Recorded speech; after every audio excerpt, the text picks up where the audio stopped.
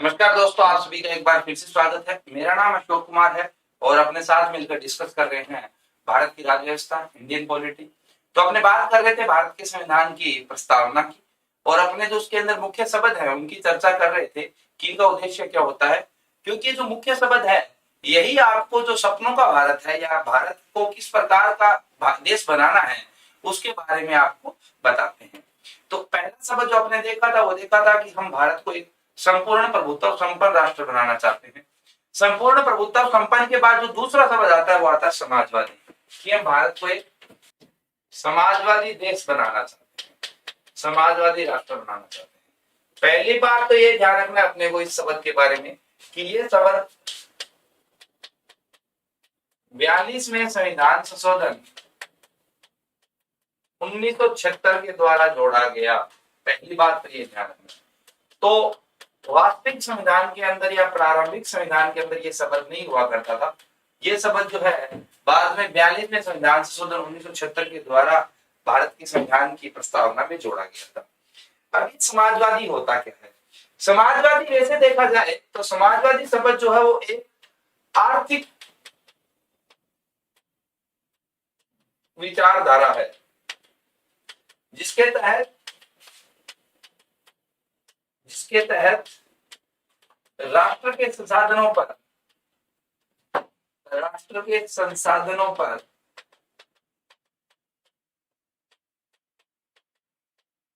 शासक या शासक की जगह अपने लिखेंगे सरकार का हक होता है तथा इन संसाधनों का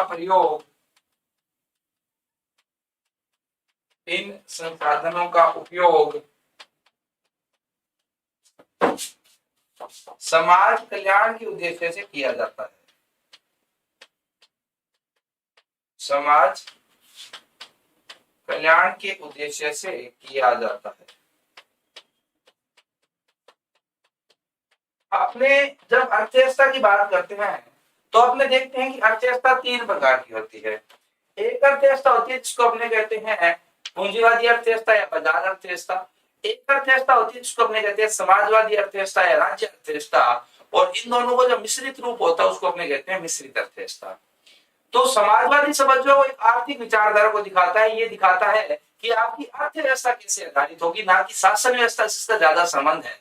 हालांकि जो अर्थव्यवस्था और शासन व्यवस्था है वो दोनों एक दूसरे से जुड़े हुए होते हैं, इसलिए इसको शासन व्यवस्था में भी जोड़ा गया है। तो समाजवादी विचारधारा क्या कहती है कि जो देश के संसाधन है, संसाधनों का मतलब है देश की जितनी भी जमीन है, देश के अंदर जितना भी कोयला है, देश के अंदर जितना भी सोना निकलेगा, देश के अंदर जितना भी आयरन निकलेगा, इन सब के ऊपर अधिकार किसका होगा? सरकार का होगा। जमीन के ऊपर भी अधिकार किसका होगा? सरकार का होगा। और उन संसाधनों का उपयोग किस उद्देश्य के साथ किया जाएगा? समाज कल्याण के उद्देश्य से किया जाएगा। अगर ऐसा है तो वास्तविकता में भारत में ऐसा होता तो नहीं है। हर व्यक्ति की अपनी जमीन है, आपके पास भी जमीन का मालिकाना हक है। आप निर्धारित करते हैं कि उस जमीन के साथ क्या किया जाएगा। आप स्वयं उसके अंदर खेती करना चाहते हैं, आप घर बनाकर रहना चाहते हैं, चाहे तो आप किसी को जमीन बेच सकते हैं, चाहे तो आप किसी को जमीन अनुबंध के आधार पर या कॉन्ट्रैक्ट के आधार पर देते हैं, जिसको अपने ठेके पर देना कहते हैं। तो भारत में ऐसा तो नहीं होता है। फिर भारत में अगर समाजवादी शब्द प्रस्तावना में जोड़ा गया है तो इसको लागू क्यों नहीं किया?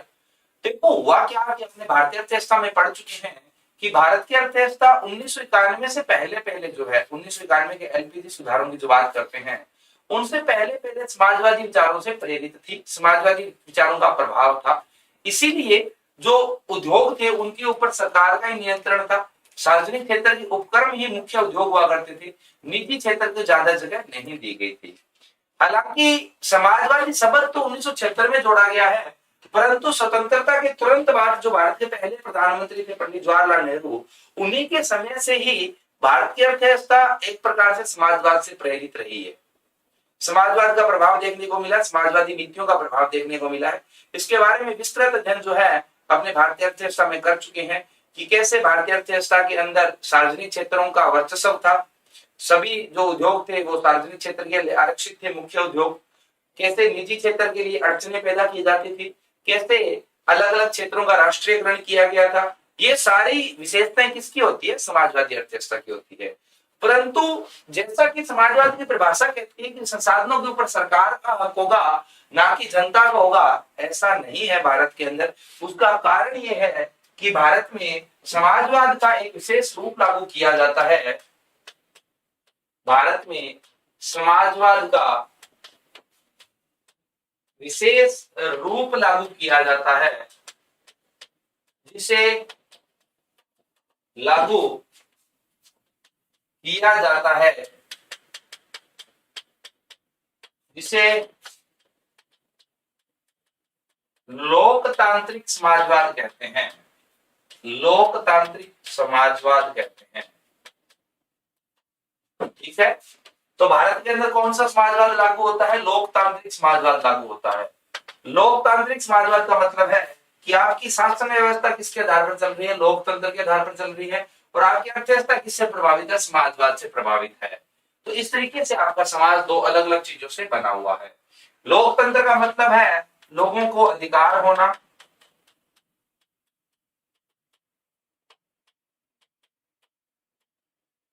तो यहां पर लोगों को अधिकार भी है। समाजवाद केवल और केवल जो शब्द है वो सरकार का कर्तव्य जो है वो बताने के लिए लिखा गया है, कर्तव्य स्पष्ट करने के लिए।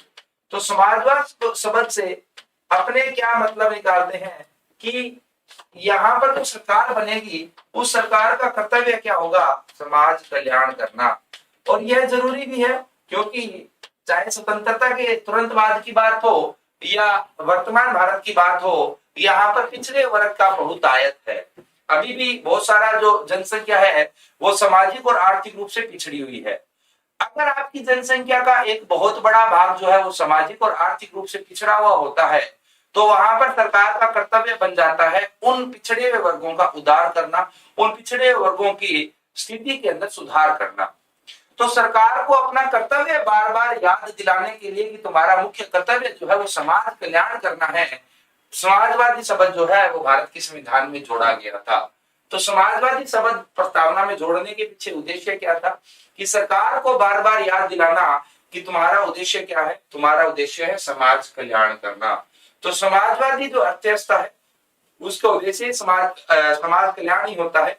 परंतु भारत के अंदर समाजवाद का एक विशेष रूप लागू होता है जिसको अपने लोकतांत्रिक समाजवाद कहते हैं, जिसमें जो नागरिक होते हैं उनके निजी अधिकार होते हैं, संपत्ति के ऊपर सरकार का अधिकार नहीं होता है, परंतु सरकार समाजवाद के उद्देश्य को ध्यान में रखकर नीति निर्माण करती है। परंतु वर्तमान परिस्थितियों के अंदर जैसे जैसे परिस्थितियां बदलती जा रही है, जैसे जैसे दुनिया का वैश्वीकरण हो रहा है, भारत भी पूंजीवाद की तरफ बढ़ रहा है। आपने देखा था कि कैसे 1991 के बाद से भारत की दिशा में एक बदलाव आया है और भारत का झुकाव जो पहले समाजवाद की तरफ हुआ करता था, अब भारत का झुकाव किसकी तरफ बढ़ गया है? पूंजीवाद की तरफ बढ़ गया है। ठीक है, ये कहानी है समाजवादी शब्द की भारतीय प्रस्तावना के अंदर। तो ये है समाजवादी शब्द। समाजवादी के बाद जो मुख्य शब्द आता है वो आता है धर्मनिरपेक्ष। इसको ही पंथ निरपेक्ष भी कहा गया है। दो अलग अलग शब्द हैं ये, हालांकि हालांकि इंग्लिश में दोनों का एक ही मतलब होता है, वो होता है सेक्युलर। तो भारत के अंदर धर्मनिरपेक्ष राष्ट्र का निर्माण करना है। भारत कैसा राष्ट्र होगा? एक धर्मनिरपेक्ष राष्ट्र होगा। अब ये धर्मनिरपेक्ष राष्ट्र क्या होता है? देखो, धर्मनिरपेक्ष का मतलब है कि धर्म और सरकार का क्या संबंध है। धर्म और सरकार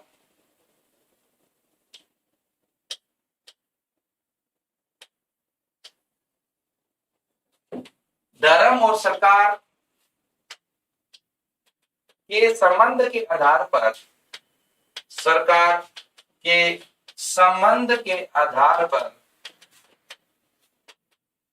देश तीन प्रकार के हो सकते हैं। देश तीन प्रकार के हो सकते हैं।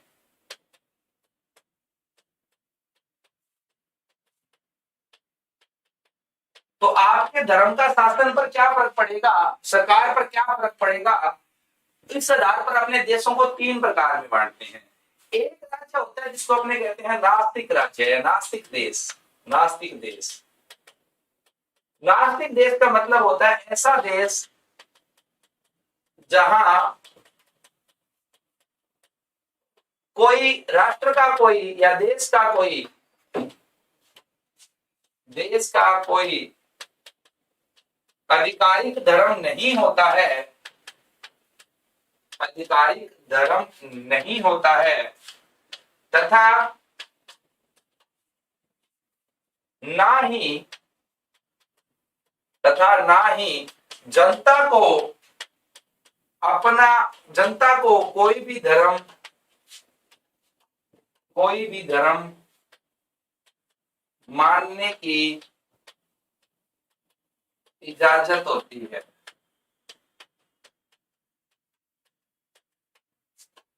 ऐसे देश को अपने क्या कहते हैं? नास्तिक देश कहते हैं। आधिकारिक धर्म का मतलब है कि देश का कोई धर्म नहीं है। देश का धर्म नहीं होना एक अलग बात है, भारत का भी कोई धर्म नहीं है। भारत का क्या धर्म? कोई धर्म नहीं है। सरकार का क्या धर्म है? कोई धर्म नहीं है। सरकार का धर्म एक ही है, जनता की सेवा करना। परंतु नास्तिक देश के अंदर जो जनता होती है, उस जनता को भी सार्वजनिक तौर पर अपना धर्म मानने की इजाजत नहीं होती है।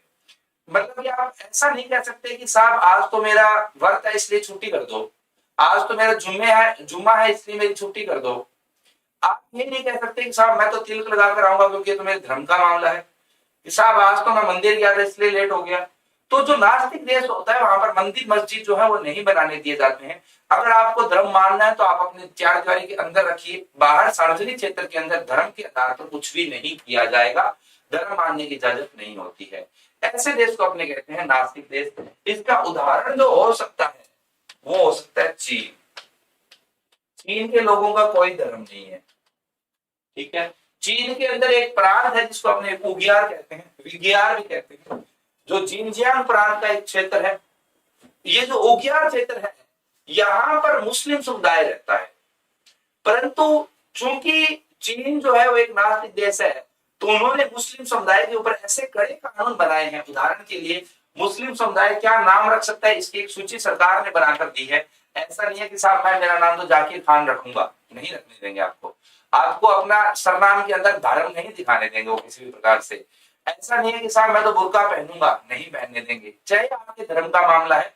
परंतु सार्वजनिक जिंदगी के अंदर आपको अपना धर्म जो है वो साथ लेकर चलना ही नहीं है।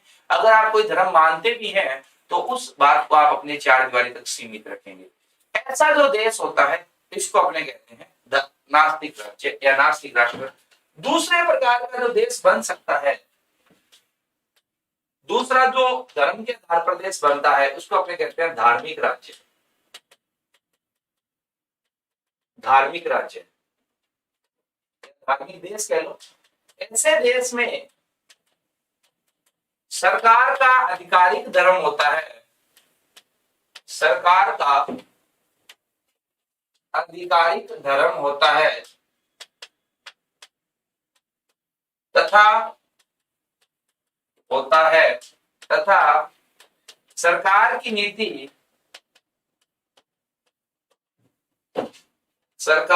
नीति उस धर्म से प्रभावित होती है। उदाहरण जितने भी इस्लामिक देश हैं दुनिया के, जितने भी इस्लामिक देश हैं, जैसे पाकिस्तान का नाम क्या है? इस्लामिक रिपब्लिक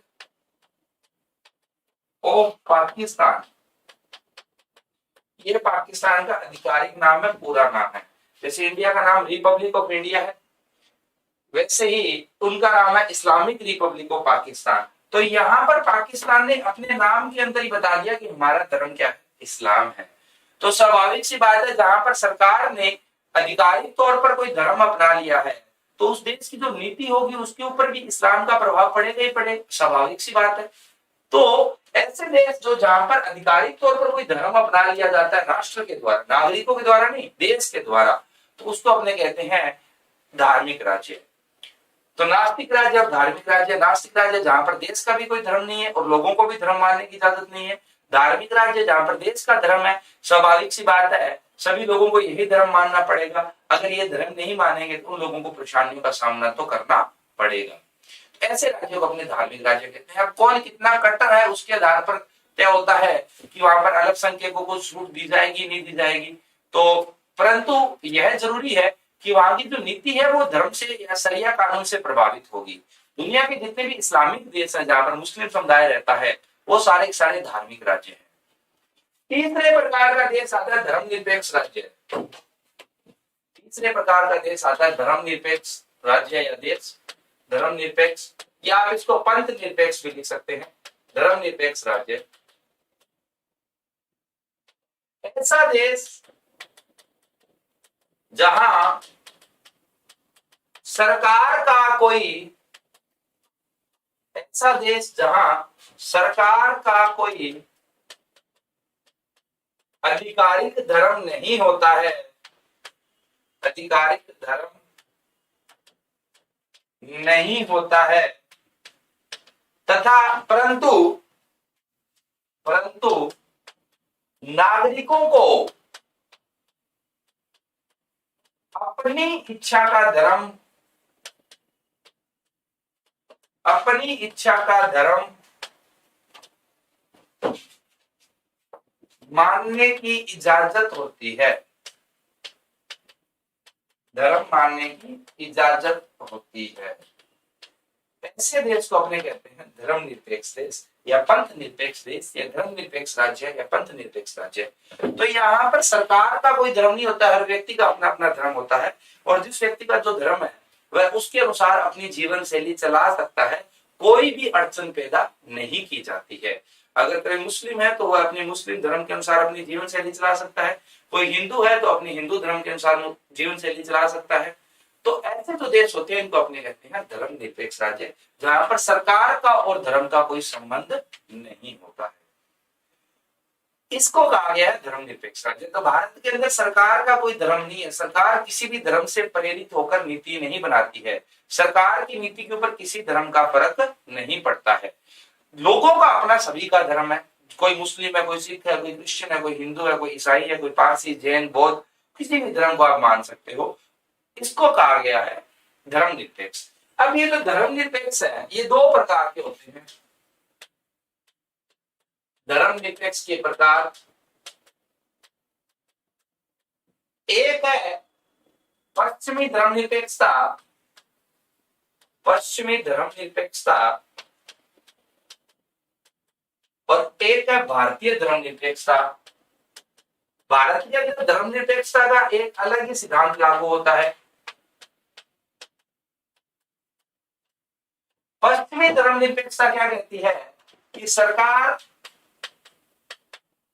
किसी भी स्थिति में, किसी भी स्थिति में धार्मिक मामलों में, धार्मिक मामलों में हस्तक्षेप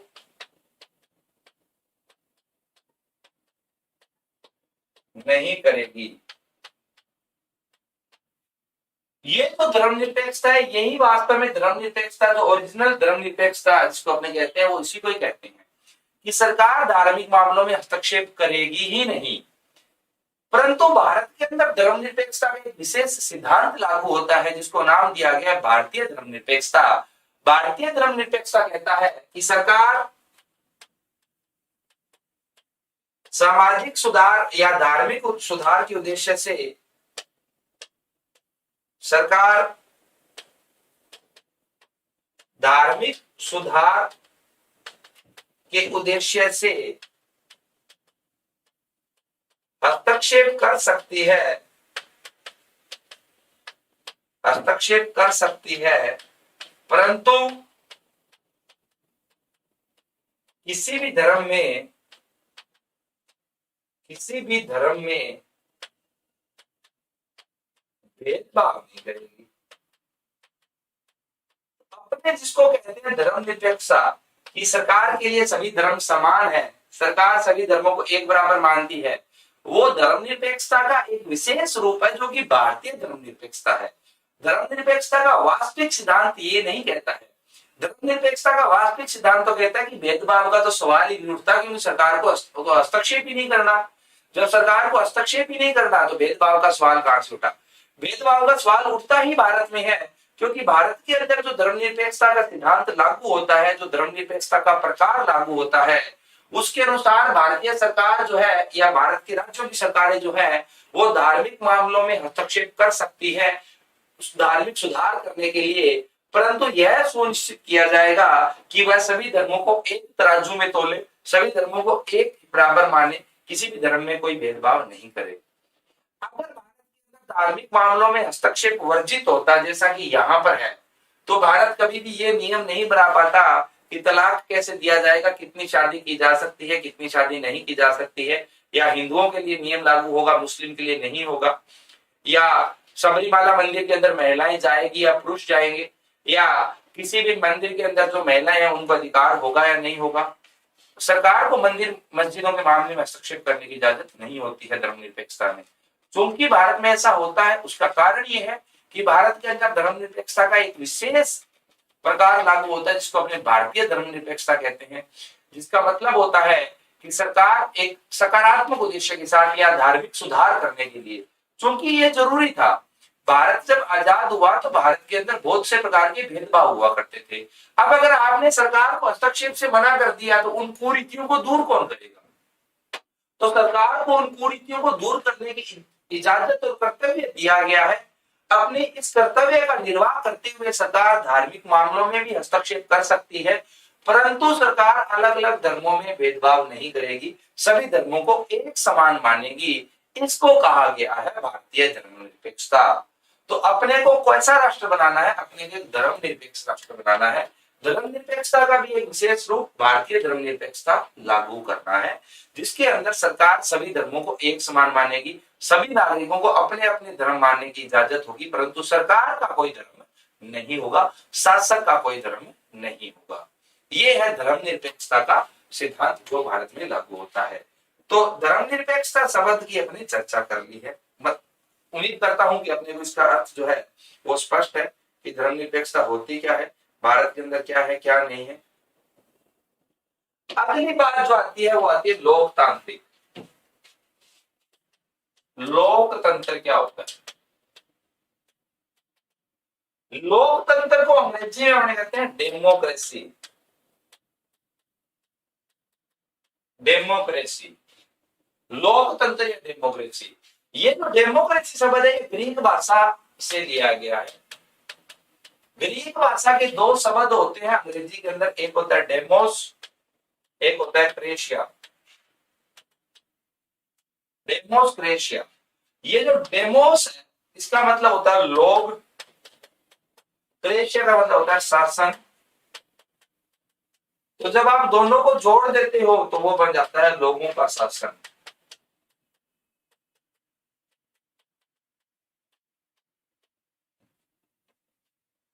ये क्या बन जाता है? लोगों का शासन। ठीक है। तो लोकतंत्र क्या है? वह व्यवस्था,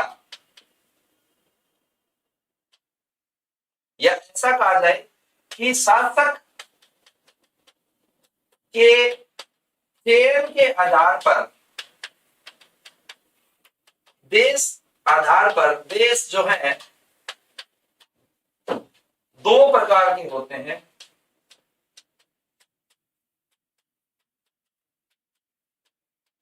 किसके आधार पर? शासक के चयन के आधार पर, कि जो शासक है वो कैसे चुना जा रहा है, शासक कौन बनेगा, ये कैसे निर्धारित किया जाएगा। तो इस आधार पर देश दो प्रकार के होते हैं। कौन से? दो प्रकार जो देशों के बनते हैं कि वहां पर शासक कैसे चुना जा रहा है, वो एक तो होता है लोकतंत्र और एक होता है तानाशाही। तानाशाही का मतलब तो आप समझते ही हो, जो मुगल काल है वो तानाशाही था। लोकतंत्र का मतलब है सरकार जो है जनता के द्वारा चुनी जाएगी। सरकार जो है वो जनता के द्वारा चुनी जाएगी। तो लोकतंत्र का मतलब क्या है कि सरकार जो है वो जनता के द्वारा चुनी जाएगी, इसको कहा गया है लोकतंत्र। ये तो है जब अपने लोकतंत्र को माने शासक चुनने की प्रक्रिया। लोकतंत्र क्या है? शासक चुनने की प्रक्रिया। अगर यह प्रक्रिया लागू नहीं होगी तो दूसरी प्रक्रिया लागू होगी, जिसको कहा गया तानाशाही। जिसमें दम होगा वो गद्दी पर बैठ जाएगा। यही होता है तानाशाही के अंदर, जिसमें दम था उसने गद्दी संभाली है, इसकी बाहों में ज्यादा बल है, जो बाहुबली है वही राजा है, लड़ लड़ा कर कैसे न कैसे अपने आप तय कर लेंगे। यहां पर लोकतांत्रिक जब शब्द प्रयोग में लिया जाता है व्यवहारिकता के अंदर, कि अगर मैं कहूं कि मैं बहुत ही लोकतांत्रिक आदमी हूं, अगर मैं ऐसा कहूं, तो लोकतंत्र का यहाँ पर जो मतलब निकलता है व्यवहारिकता के अंदर, जब अपने कहते हैं कि मैं एक लोकतांत्रिक आदमी हूं या एक लोकतांत्रिक प्रक्रिया है, तो उसका मतलब है लोकतांत्रिक प्रक्रिया जो वहां पर शब्द प्रयोग में लिया जाता है, आपको ध्यान देना है क्योंकि ये शब्द प्रयोग में बहुत बार लिया जाएगा। लोकतांत्रिक प्रक्रिया का मतलब है कि निर्णय बहुमत के द्वारा लिया जाएगा, बहुमत के द्वारा लिया जाएगा।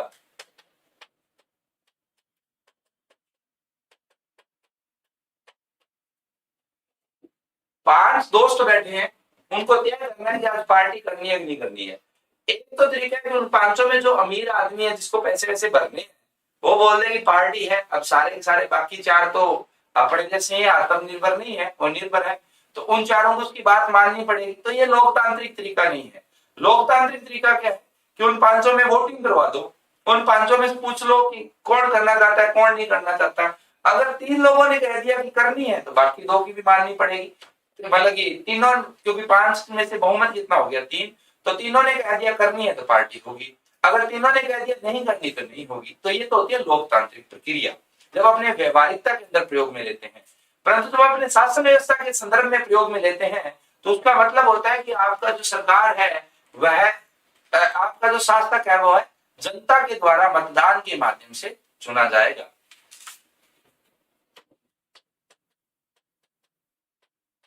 लोकतांत्रिक देश का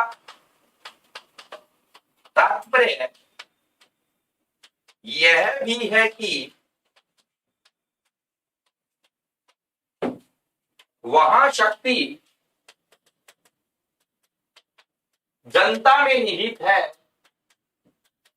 जनता में निहित है, तथा जनता अपनी इच्छा से, अपनी इच्छा से किसी को भी शक्ति दे सकती है। तो लोकतांत्रिक देश के अंदर सबसे बड़ा कौन? जनता। क्योंकि सरकार किसकी बनेगी वो कौन तय करेगा? जनता तय करेगी। तो ये होता है लोकतंत्र का मतलब। ठीक है, ये क्या होता है लोकतंत्र का मतलब। अब बात आती है लोकतंत्र के प्रकार। तो लोकतंत्र के प्रकार जो है वह वर्गीकरण के दो आधार हो सकते हैं। एक जो है संसदीय या राष्ट्रपति प्रणाली, दोनों ही लोकतंत्र का भाग होती है। एक तो अपने लोकतंत्र का वर्गीकरण कर सकते हैं संसदीय या राष्ट्रपति प्रणाली के अंदर, या संसदीय लोकतंत्र या राष्ट्रपति लोकतंत्र। दूसरा जो वर्गीकरण हो सकता है वो हो सकता है प्रत्यक्ष और अप्रत्यक्ष लोकतंत्र के अंदर, प्रत्यक्ष या अप्रत्यक्ष लोकतंत्र के अंदर। या इसको ऐसे कहा जाए, मैं इसको बदल देता हूं एक बार, कि जो लोकतंत्र के प्रकार की बात है, तो लोकतंत्र के प्रकार की अगर अपने बात करें तो इसके दो प्रकार बनाते हैं, एक प्रत्यक्ष और एक अप्रत्यक्ष। प्रत्यक्ष को आगे दो भागों में बांट देते हैं, संसदीय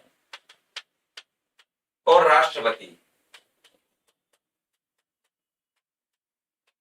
तो पहले तो अपने ये पढ़ते हैं कि प्रत्यक्ष और अप्रत्यक्ष लोकतंत्र क्या होता है, फिर देखते हैं कि भारत में इनमें से कौन से प्रकार का लोकतंत्र लागू होता है, फिर हमने देखते हैं कि अप्रत्यक्ष लोकतंत्र के भी जो दो प्रकार हैं उनमें कौन सा प्रकार भारत में लागू होता है। तो प्रत्यक्ष लोकतंत्र का मतलब होता है, प्रत्यक्ष लोकतंत्र का मतलब होता है, लोकतंत्र का अभिप्राय है कि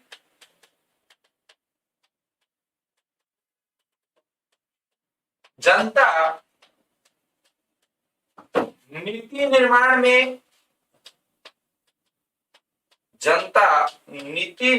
में प्रत्यक्ष भूमिका निभाती है, प्रत्यक्ष भूमिका निभाती है। इसका उदाहरण आपको जो देखने को साफ मिलेगा वो है स्विट्जरलैंड। क्या है? स्विट्जरलैंड, प्रत्यक्ष लोकतंत्र का। तो यहाँ पर क्या होता है कि जो नीति निर्माण की जाती है, उदाहरण के लिए किसान बिल लागू करने हैं या नहीं करने, अब अगर ये निर्णय लेना है तो ये निर्णय जनता पर छोड़ दिया जाता है, हर चीज के लिए वोटिंग करवा दी जाती है। अगर 50% जनसंख्या कहती है कि हाँ किसान बिल लाना है तो किसान बिल आ जाएगा, 50% ज्यादा जनसंख्या कहती है कि नहीं लाना तो नहीं आएगा। ऐसी प्रक्रिया जिस देश में होती है उसको अपने कहते हैं प्रत्यक्ष लोकतंत्र। क्योंकि प्रत्यक्ष लोकतंत्र के अंदर जो निर्णय है कोई भी, या नीति निर्माण है, कोई भी नीति बनाई जा रही है, वो किसके द्वारा बनाई जा रही है? वो जनता की भूमिका के साथ या जनता की हिस्सेदारी के साथ, भागीदारी के साथ बनाई जा रही है। उदाहरण के लिए ब्रिटेन को यूरोपियन संघ से अलग होना था, जिसको अपने ब्रेक्जिट कहते हैं। अब ब्रिटेन को अलग होना चाहिए नहीं होना चाहिए, इसके दो तरीके हैं। या तो सरकार निर्धारित कर ले जैसे भारत में होता है, या दूसरा तरीका है कि जनता से ही पूछ लिया जाए। तो उन्होंने क्या किया? जनता से पूछ लिया कि साहब ब्रिटेन को अलग होना चाहिए नहीं होना चाहिए। जनता ने कहा कि होना चाहिए तो ब्रिटेन अलग हो गया। तो ऐसे जो देश होते हैं जहां पर इस प्रकार से शासन चलाया जाता है उनको कहा जाता है प्रत्यक्ष लोकतंत्र।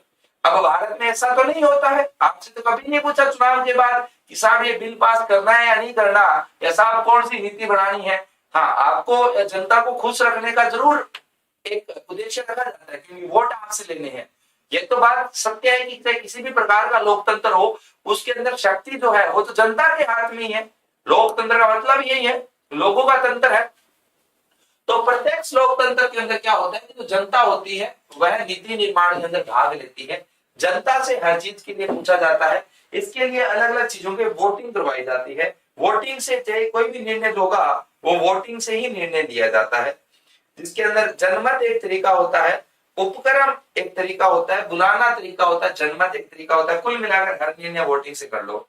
उदाहरण के लिए जम्मू कश्मीर जो है उसको भारत का भाग होना चाहिए, पाकिस्तान का भाग होना चाहिए, यह तय करने का सबसे बढ़िया तरीका क्या है? जम्मू कश्मीर की जनता से पूछ लो कि वो भारत में रहना चाहते हैं, पाकिस्तान में रहना चाहते हैं। यही बात संयुक्त राष्ट्र संघ ने भी कही थी, परंतु इस निर्णय को लागू नहीं किया जा सकता क्योंकि इस निर्णय के साथ कुछ शर्तें और थी कि अगर ऐसा कुछ मतदान वहां पर करवाना है तो उसके लिए पहले पाकिस्तान को जो पीओके है वो खाली कर अपनी पुरानी सीमा पे जाना होगा। अब पाकिस्तान वो करना नहीं चाहता परंतु जनमत तो वो करना चाहते हैं, वो भारत नहीं होने देगा। भारत का भी स्पष्ट मत है कि आप अपनी प्रारंभिक सीमा पर जाइए 1947 से पहले की, और हम जनमत करवाएंगे। यहाँ पर जनता से हम मतदान करवाएंगे, जनता से ही पूछेंगे वो किसका भाग बनना चाहती है, परंतु उसके लिए आपको अनुकूल परिस्थितियां तो पैदा करनी पड़ेगी। ऐसे जो निर्णय होते हैं, ऐसे देश जहां पर निर्णय इस प्रकार से लिए जाते हैं, इनको अपने कहते हैं प्रत्यक्ष लोकतंत्र। दूसरा होता है अप्रत्यक्ष लोकतंत्र। लोकतंत्र का मतलब है अप्रत्यक्ष लोकतंत्र जो भारत में लागू होता है। अप्रत्यक्ष लोकतंत्र ऐसे देश में निर्णय जनता के द्वारा चुने गए प्रतिनिधियों के द्वारा लिए जाते हैं। चुने गए प्रतिनिधियों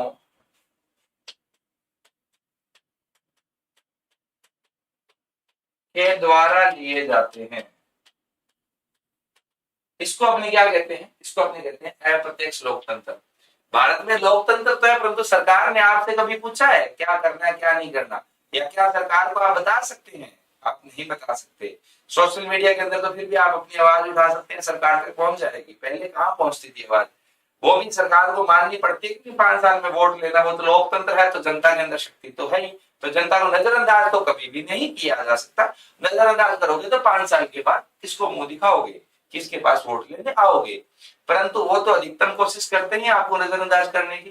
तो जहां पर निर्णय जो है वह जनता प्रत्यक्ष तौर पर नहीं लेकर या नीति निर्माण के अंदर जनता प्रत्यक्ष तौर पर भागीदार नहीं होकर जनता के चुने हुए प्रतिनिधि जब निर्णय लेते हैं तो उसको अपने कहते हैं अप्रत्यक्ष लोकतंत्र। भारत में ये लागू होता है। तो भारत में कौन सा लोकतंत्र लागू होता है? अप्रत्यक्ष लोकतंत्र भारत में लागू होता है। भारत का लोकतंत्र का उदाहरण क्या है? भारत। दुनिया के सारे देश लगभग अप्रत्यक्ष ही हैं।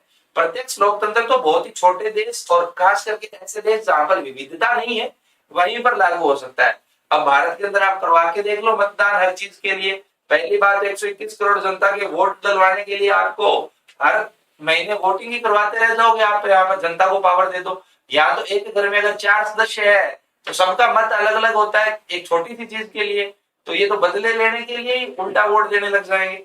तो भारत जैसे देश के अंदर ये व्यवहारिकता में संभव नहीं है।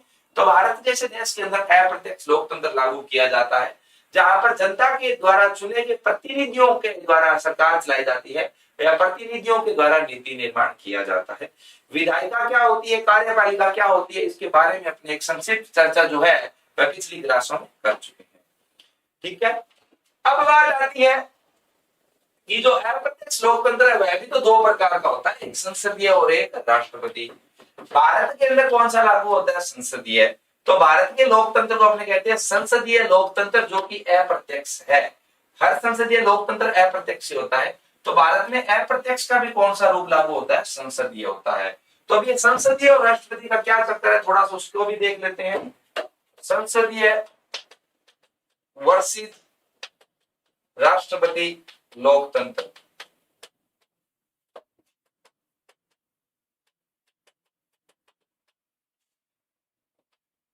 जहां संसद सर्वोपरि होती है, जहां संसद सर्वोपरि होती है उसे संसदीय लोकतंत्र कहते हैं। संसदीय लोकतंत्र कहते हैं। तथा जहां राष्ट्रपति सर्वोपरि होता है, जहां राष्ट्रपति सर्वोपरि या सर्वोच्च होता है उसे जो है वो राष्ट्रपति लोकतंत्र कहते हैं। राष्ट्रपति लोकतंत्र कहते हैं। उदाहरण क्या है साहब इसका? तो इसका उदाहरण है अमेरिका। अमेरिका के अंदर भी लोकतंत्र है, अप्रत्यक्ष लोकतंत्र है। कौन सा रूप है? वहां पर जो रूप है वो है, उस रूप को अपने कहते हैं राष्ट्रपति लोकतंत्र। तो वहां पर सर्वोपरि कौन होता है? राष्ट्रपति होता है। ठीक है, तो जिन देशों के अंदर आप सुनते हो प्रधानमंत्री प्रधानमंत्री प्रधानमंत्री, वो सारे के सारे संसदीय लोकतंत्र है। क्योंकि प्रधानमंत्री कैसे चुना जाता है? प्रधानमंत्री चुना जाता है उस दल का नेता जिस दल का बहुमत है लोकसभा के अंदर या उस देश के सदन का जो भी नाम, उसको अपने प्रधानमंत्री कहते हैं। तो जैसे बीजेपी का प्रधानमंत्री नरेंद्र मोदी है, चुनी बीजेपी की है, बीजेपी ने नरेंद्र मोदी को चुना है। भारत के लोगों ने नरेंद्र मोदी के नाम पर वोट नहीं दबाए थे, भारत के लोगों ने तो बीजेपी को वोट दिए थे। अमेरिका के अंदर क्या होता है कि दो लोगों की टक्कर होती है राष्ट्रपति के लिए, तो या तो आपने ट्रंप का वोट दबाया या बिडेन का वोट दबाया।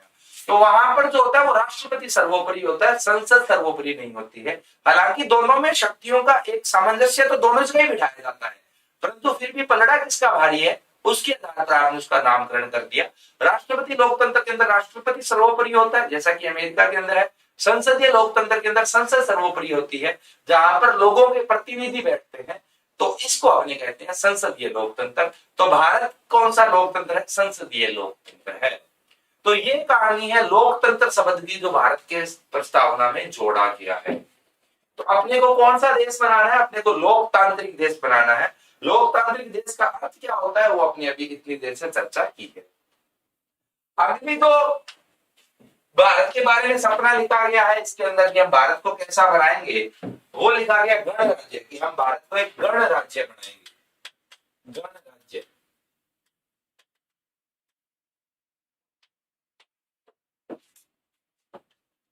देखो गणराज्य गणराज्य वैसे जो है ना, गण का मतलब ही जनता ही होता है,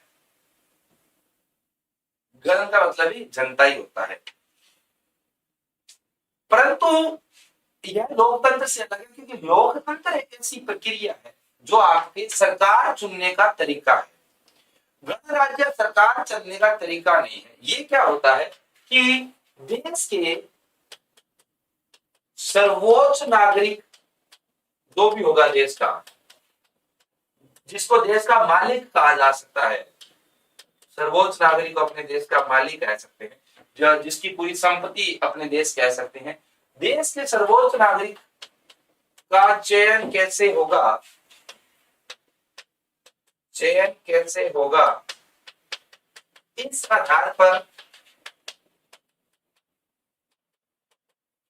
आधार पर दो प्रकार के देश होते हैं, दो प्रकार के देश होते हैं। एक होता है गणराज्य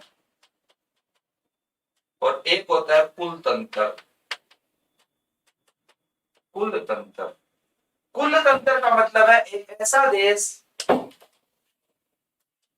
ऐसा देश जहां सर्वोच्च नागरिक देश का जो है, या इसको सर्वोच्च नागरिक का मालिक भी कह सकते हो, मालिक देश का जो मालिक है वंशानुगत होता है, वंशानुगत होता है। वंशानुगत का मतलब है कि वंश के आधार पर बनता है, जिस परिवार के अंदर ये गद्दी है उस परिवार के अंदर ही अगले सदस्य को ये गद्दी दे दी जाती है। तो अगर ऐसी व्यवस्था होती है तो उसको हमने कहते हैं आपका ये कुलतंत्र है। उदाहरण इसका जो है वो है ब्रिटेन, इसका उदाहरण क्या है, ब्रिटेन, जापान, ये सारे क्या है, कुलतंत्र है। हाँ, लोकतंत्र, लोकतांत्रिक तो ये आपको बताते हैं सरकार कैसे चुनी जाएगी। देश का मालिक सरकार नहीं है, देश की मालिक जो है वो अपना राष्ट्रपति है। इसीलिए भारत अगर किसी के साथ, दूसरे देश के साथ संबंध बनाता है तो वह राष्ट्रपति के नाम से बनाए जाते हैं, भारत के राष्ट्रपति के आदेश से। भारत के अंदर जो भी काम किए जाते हैं वो राष्ट्रपति के नाम से किए जाते हैं। ब्रिटेन के अंदर जो भी काम किए जाते हैं वो वहां की महारानी के नाम से किए जाते हैं। तो गणराज्य जो है वो ये बताता है कि देश का सर्वोच्च नागरिक कैसे चुना जाएगा, ना कि देश की सरकार कैसे चुनी जाएगी। अब दूसरा तात्पर्य इसका एक और होता है, या अगर गणराज्य एक ऐसा देश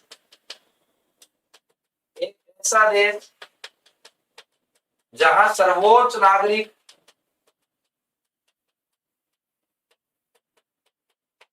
या मालिक, समझने के लिए या आप लिखोगे इसको सर्वोच्च नागरिक, हमेशा मालिक कोई नहीं होता, परंतु है तो मालिक, हैसियत उसकी मालिक की है देश की, वो देश का मालिक है। पूरा देश उसके सामने अलग है, राष्ट्रपति अलग है, प्रधानमंत्री राष्ट्रपति के सामने कुछ भी नहीं है, ऐशो आराम के अंदर। सर्वोच्च नागरिक जनता के द्वारा चुना जाएगा, जनता के द्वारा चुना जाएगा, तथा यह पद, जो ये पद है सर्वोच्च नागरिक का, सामान्य नागरिकों के लिए, सामान्य नागरिकों के लिए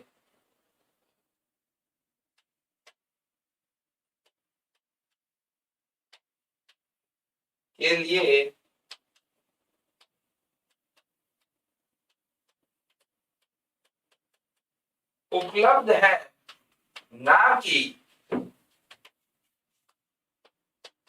किसी एक परिवार के लिए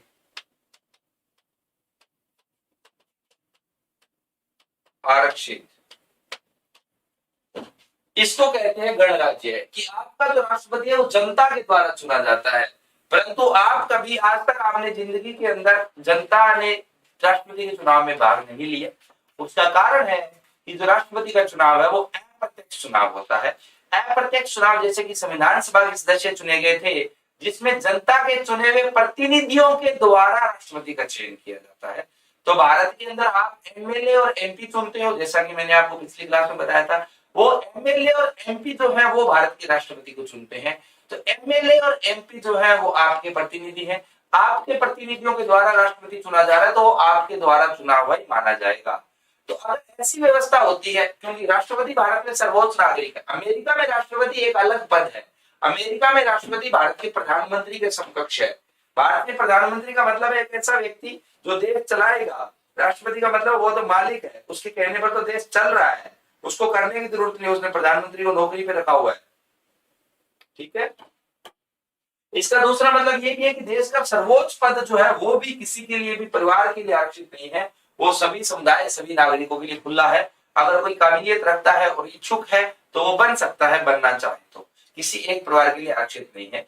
जबकि इसकी विपरीत व्यवस्था जो होती है, जिसको अपने कुल तंत्र कहते हैं, उसके अंदर जो है वह इस प्रकार से आरक्षित नहीं होता है, वह एक परिवार के लिए आरक्षित होता है। सर्वोच्च नागरिक का जो पद है वो वंशानुगत पद होता है। इस व्यवस्था को कहा गया है गणराज्य और कुलतंत्र। तो भारत में क्या है? गणराज्य है। तो अगर अपने सब शब्दों को सम्मिलित करें तो भारत को हम कैसा राज्य बनाना चाहते हैं? भारत में एक संपूर्ण प्रभुत्व संपन्न, समाजवादी, धर्मनिरपेक्ष, लोकतांत्रिक गणराज्य बनाना चाहते हैं और इस दिशा के अंदर अपने कामयाबी हुए हैं। ये कहानी है भारत की। अब जो दूसरा भाग है प्रस्तावना का, जिसमें नागरिकों को क्या क्या दिया जाएगा, उसके अपने बाद अगली क्लास के अंदर करेंगे। तब तक के लिए धन्यवाद, देखते रहिए। Have a good day, thank you, keep watching.